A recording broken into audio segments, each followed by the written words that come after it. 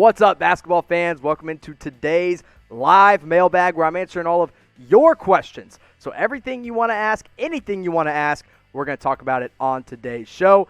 And our first question of the day coming from Amish Abe. Will LaMelo drop out of the top 5? Amish, interesting that you asked this right now because right before the show, I literally just talked about how he has been interviewing terribly among teams. And he's a Ball brother. Of course he hasn't been having good interviews. But here's the thing. I don't think he falls too far out of the top 5, if even out of the top 5. Look, if I'm the Hornets at 3, you take him number 3 overall. But let's say they pass on him. If he gets past the Hornets at 3, the Bulls aren't going to take him. That doesn't really make sense there with Zach LaVine and Kobe White. The Cavs aren't going to take him with Colin Sexton and Darius Garland at 5. The Hawks at 6 aren't going to take him with Trae Young. And then you get to 7, and that's Detroit. I don't think he falls past 7, but I think falling out of the top 5 is a very real possibility for LaMelo Ball in this year's draft if he keeps having as bad of interviews as people are saying. Let's go to Rohit with the question, do you think the Warriors should attempt to make a push for Karl-Anthony Towns? Of course they should try, but every team is probably going to try to make a push for Karl-Anthony Towns. Here's the problem. What do you have to offer the Timberwolves? The number 2 pick and Andrew Wiggins. The Timberwolves have already had Andrew Wiggins. They're not interested in bringing him back. And the number 2 pick, then you draft a big man to replace Towns, and what are you going to take Wiseman? James Wiseman's just a downgraded version of Karl-Anthony Towns. He can't even shoot like him yet. So I don't think the Warriors have what this takes. Also, they probably have to send back next year's pick. I mean, they'd have to send any asset that they have. Maybe throw in Draymond. I still don't think it gets it done. But interesting question. I don't think Towns is going to the Warriors anytime soon. Freemans for Life with the first super chat of the day says, where should Isaiah Thomas go? Oh my gosh, we're still talking about Isaiah Thomas in 2020. That guy has had more surgeries and more injuries than anybody I've ever seen. The only time I hear about Isaiah Thomas at this point in his career is when he's talking on Twitter. And he literally has talked about every team in the NBA and said, oh, I'd love to go play for this team. Yeah, of course you would because you don't have a job right now. Isaiah Thomas isn't a fit in today's NBA. He had his one great year in Boston. I wish he would have stayed in Boston if he had. I think he'd still be successful. Maybe he just goes back to the Celtics and he's like a 6-man there. I don't know. I don't think Isaiah Thomas is really needed by any team in the NBA today. Laker Lover 24-8 with another super chat today. $1.99. Appreciate you sending it in for Kobe there. Is Gallinari the best free agent the Lakers could realistically land? Interesting question. And when you look at it, the Lakers don't have a lot of money to spend in free agency. In fact, they're pretty limited in what they can do. Luckily for them, Danilo Gallinari said that he would take less money to join a contender. Well, you know who the ultimate contender is? The reigning NBA champions, the Golden State Warriors. So, yeah, who did I just say? Did I say the Golden State Warriors? I meant the Los Angeles Lakers. What am I talking about? Anyway, getting too far ahead of myself for next year. But Gallinari for this Laker team would be incredible because they've needed help off the bench, and that's what Gallinari could immediately be. 18.7 points per game, 5 rebounds for the Thunder last year, an elite three-point shooter, and also a playmaking power forward, one that you want Kyle Kuzma to be. I mean, Kyle Kuzma's peak at this point is probably like Danilo Gallinari's floor. Just go out and get Gallinari. He's better than Kuzma right now. He's an upgrade over Markieff Morris. If Gallo says, hey, I'll come play there for the mid-level exception, you sign him in a heartbeat. So I do think that is the best free agent the Lakers could probably go out and get. Maybe a big man like a Nerlens Noel could make some sense as well, but I like Gallo for that Lakers team. Now, this is going to be the pinned comment on today's video, and I want to know what you guys think. Will the Lakers repeat in 2021? Everybody knows how difficult it is to repeat in the NBA, but the Lakers might be able to do it with them bringing back basically the same team. So type your Y for yes or type your in for no. Do you think the Lakers will be able to repeat? And while you're answering that question, I want to make sure you subscribe to our Lakers channel because, guys, we're almost at 24,000. We're doing it for Kobe Bryant. And guess what? Once we hit 24,000 on that channel at youtube.com/LakersTV, I'm going to wear a Kobe Bryant jersey on that channel the day after we hit 24K. So go subscribe. You can see me sleeveless over on that channel if you just subscribe and get us to 24,000. Appreciate all you that already have. Don't miss a thing at youtube.com/LakersTV. Let's go to Matthew Bobo, says Jrue Holiday for the 6th pick and Herter and Dedmon. So this would be Jrue Holiday to the Atlanta Hawks. For the 6th overall pick, Kevin Herter and Dwayne Dedmon, who's a big man. I don't think this is enough for Jrue Holiday because you look at number 6. I mean, Kevin Huerter is a really nice piece, I agree, but I think you'd have to send over one of the wings, either a Cam Reddish or a DeAndre Hunter. So if you added in Hunter or Cam Reddish into this draft or into this trade, I do think the Pelicans would say yes. Kevin Huerter is kind of redundant with what they already have with a JJ Redick, so very close to getting it done, but just not quite there, especially Dwayne Dedmon. He doesn't really move the needle in any trade, but he would make the salaries work in that one. Interesting question there, Matthew. I appreciate the trade ideas. Let's go to Euros Javancic. Says Denver's free agent targets. Man, the only free agent target that I think Denver needs to worry about are the ones that are their own. Jeremy Grant, they have to bring him back. I think Jeremy Grant is super important to this team, and if they can bring him back, they're set. I think they should also look to get Paul Millsap back. I think they should bring both of them back. Paul Millsap maybe on the veterans minimum or the mid-level. Jeremy Grant, you're going to have to overpay a little bit, but I think it's worth it because, as you'll see later in the show, I actually talk a little bit more about him. But maybe you go out and sign one more kind of scoring guard off the bench, but in all reality, just roll with what you got if you're Denver. Troy Hoops PH says, Celtics trade 3 first-round picks for Dennis Schroeder and Steven Adams. I don't hate that. Here's the problem.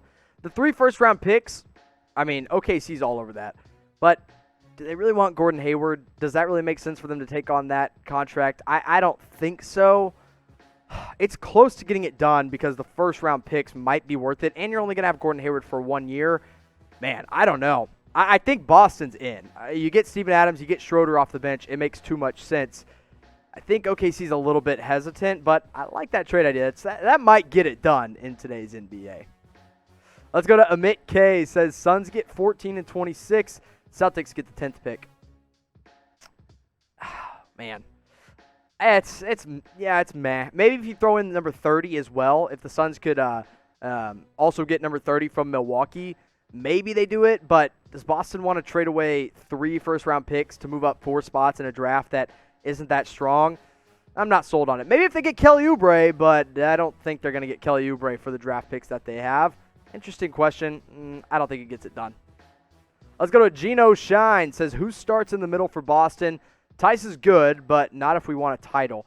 Yeah, I agree, and I see Taco Fall in your picture. He's not going to be the starting big man of the future, and I like Daniel Tice. I do, but he's only 6'8", and he starts as a center, and that really doesn't work all that well all the time. And I know teams today kind of go with a bullpen approach at the center position at this point in the NBA, but I think there's a lot of good targets for this Celtics team. I know they want to draft up and try to get or trade up in the draft to try to get Onyeka Okongwu out of USC. I don't know if they're going to be able to get that high, but if they're looking to trade up, bet your bottom dollar that's the kid they're going to go out and get. Maybe they could trade for Rudy Gobert. I don't see that as a realistic possibility unless they trade all their picks plus maybe a Marcus Smart, and then I'm like, not worth it. Miles Turner, I think this is the most realistic possibility for the Celtics. I do think they'll do everything they can to get him and potentially move on from Gordon Hayward. Drummond, I've seen kicked around out there. I'm out on Andre Drummond for this team. And then there's Montrezl Harrell, a guy who really is just another undersized big man. I wouldn't get him either.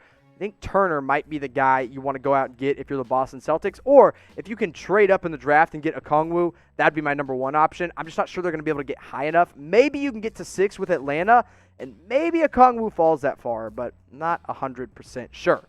But Gino or any of you Celtic fans, if you want to know what we're doing on our Celtics channel, make sure you subscribe and turn on your notifications at chatsports.com/CelticsTV. We're nearing 1,000 subscribers on that channel. Appreciate all y'all that have already subscribed. Keep on subscribing today to chatsports.com/CelticsTV.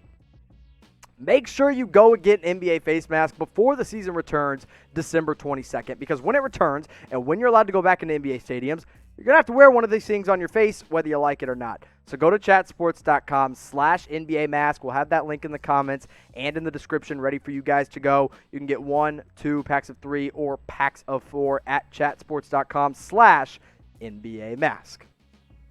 One Sin City 1 says, what do the Wizards do this offseason?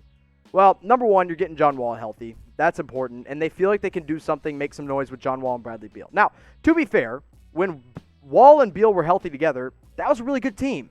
But it was also a very different supporting cast. Your second best player wasn't a second-year Rui Hachimura.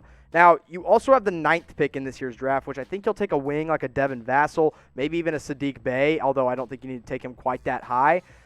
I think everything just revolves around John Wall in the draft for the Washington Wizards. I don't think they are dead set on trading Bradley Beal. In fact, I don't think they will trade Bradley Beal. Whether that's a good choice or not, I'm not sure. But not going to be a very exciting season if you're a Washington Wizards fan. Sorry, hate to break it to you. Let's go to Michael Shagoizen, I guess. Says, any way for Chris Paul to land on the Pelicans to play with Zion and Ingram? No, not really. They have the 13th overall pick. They have Lonzo Ball. They have Brandon Ingram. They have Zion. They have Jackson Hayes. They'd have to trade quite a few first-round picks in the future. Oklahoma City is all about the picks. That's the only thing they really care about right now. Maybe Jackson Hayes is a guy that you throw in there. Maybe Nickeil Alexander-Walker, who could play with his cousin, Shai Gilgeous-Alexander, actually. I don't think OKC is going to move Chris Paul to the Pelicans for what they have to offer.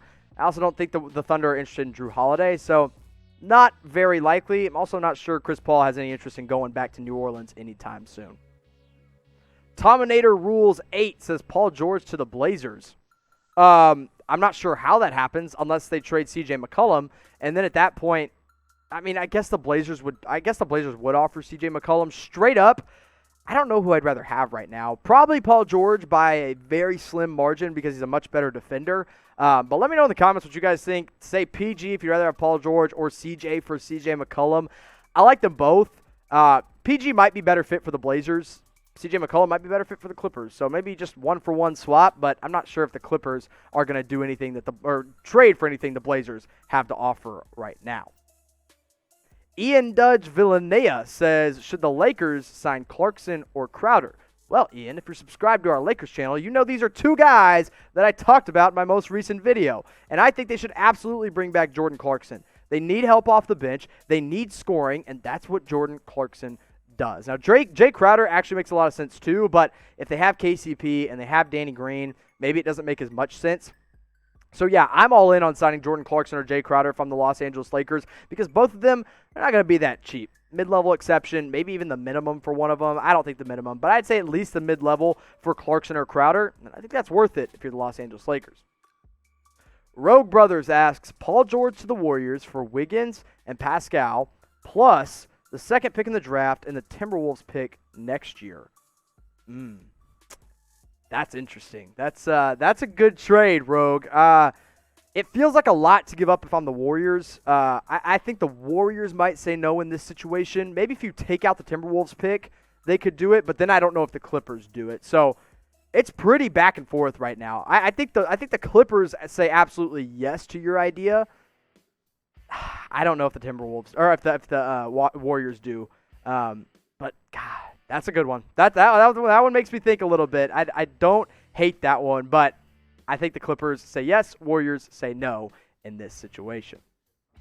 Now, if something like that trade happens or any kind of big trade, we're going to have it all for you here on Chat Sports at youtube.com/ChatSportsTV. Make sure you've subscribed. Make sure you've turned on your notifications. We're going to be live a lot this offseason. I want to say this summer, but I guess they don't do off-seasons in the summer anymore because of Rona. But here we are. So make sure you've subscribed. Make sure your notifications are on. We're going to have all the NBA updates for you all the time. Let's go to Jeff O'Baller. Jrue to Utah for Mike Conley and 2 first-round picks. Pretty sure Mike Conley's a free agent. So I don't think this would actually work out that well unless Mike Conley did a sign-and-trade. If the Pelicans are dead set on competing right now, maybe they do this for Mike Conley. But I'm not sure how valuable those 2 first-round picks are going to be either. Those will probably be late first-round picks. So I don't think the Pelicans can do this. I think the Pelicans get a better offer for Jrue Holiday than Mike Conley and 2 first-round picks, who Mike Conley's a free agent, so it doesn't really make sense anyway. Now, let me know what team you think will have the best offseason. So the biggest moves, the biggest free agency signing, the biggest trades, whoever it may be, shout it out in the comments and in the live chat if you're watching live with us on today's show. Which team will have the best offseason of any of the 30 teams? I'll tell you the one team I'd watch out for. Guess what? It's the Golden State Warriors. The number 2 pick, Andrew Wiggins. Yeah, they have a lot to trade for. Paul Christian coming in with the question, Kevin Love to Warriors, make a realistic trade idea. You guys, what do you think I am? You think I'm just like a living, breathing trade machine? I can't just do this off the top of my head. I got to look at salaries, but we're going to do it. I think it's got to be Wiggins. So I think Wiggins fulfills the prophecy of returning to Cleveland. Obviously, maybe the next year's Timberwolves pick, but that feels like a lot. I'm not giving up the number 2 pick for Kevin Love at this point in his career, and especially the money he's owed. That is so much money. If they're willing to do a Wiggins for Kevin Love swap again, sure, I'll do that, but I don't think it's very realistic because I'm not trading number 2 for Kevin Love. Too much money, too many injuries, doesn't really make sense in my opinion. Daniel Swartz says, worst team next year and why? Oh, man. I did my power rankings, I did my power rankings for – oh, no, that was for Giannis. That wasn't NBA power rankings. I think it's the Detroit Pistons. I think they're going to be so bad, man. They have Blake Griffin. They have Derrick Rose, but I think those guys will both get moved this offseason. And then your best player is my boy, Sekou Doumbouya. And if he's your best player, I love you, Sekou, but you're not good enough to get out of the worst seed in the NBA. So I'll go with the Pistons on that one.